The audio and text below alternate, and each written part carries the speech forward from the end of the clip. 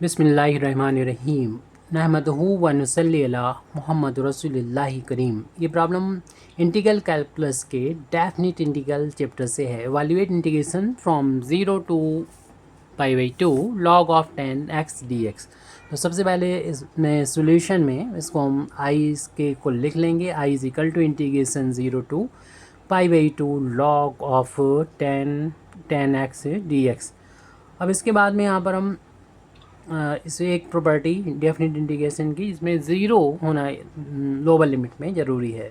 F X D X value equal ही रहेगी, limit भी वही रहेगी, और बस हम क्या करेंगे अपर लिमिट में से एक्स को माइनस करके लिख लेंगे।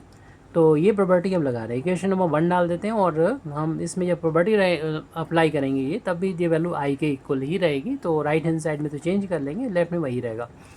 तो क्योंकि ये वाली प्रॉपर्टी लग रहे हैं और उसमें ये इक्वल है, since this therefore I is equal to limit 0 to π/2। जहाँ पर भी आपको नज़र आए एक्स अपर लिमिट जो कि हमारी है यहाँ पर π/2, उसमें से एक्स को माइनस करके लिख देंगे dx। और हम लोग जानते हैं कि π/2 मतलब 90 डिग्री, π/2 रेडियन मतलब 90 degree, π/2 minus X 10 π/2 minus X मतलब 10 90 माइनस एक्स यानी cot x के इक्वल होता है। अगले स्टेप में हम लिख देंगे, बाकी चीज़ें वैसी लिखी रहेंगी।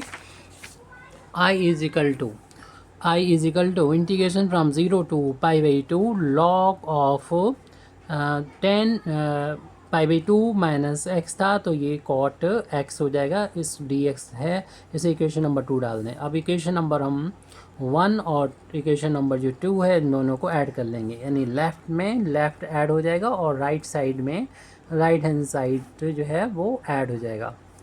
तो ये वैल्यू इक्वेशन नंबर 1 के राइट हैंड साइड में है log ऑफ 10x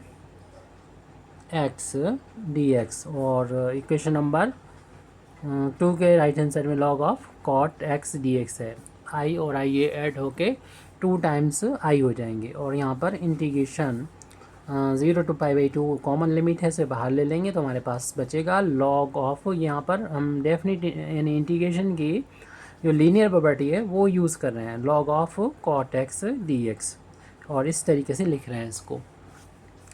जो प्लस का निशान होता है तो ये दोनों पर अप्लाई हो जाता है, दोनों पर अप्लाई है तो एक पर लिख देंगे और यहाँ पर दोनों एक साथ आ जाएंगे।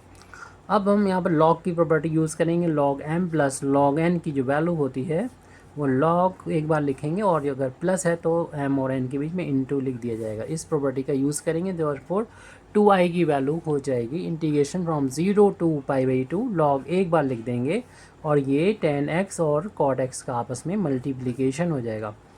तो 2i की वैल्यू ये चल रही थी इंटीग्रेशन 0 टू π/2, और इसमें हम क्या करेंगे कि 10x को एज इट लिखा रहने दें, और cot को हम 1/10 जानते हैं कि होता है।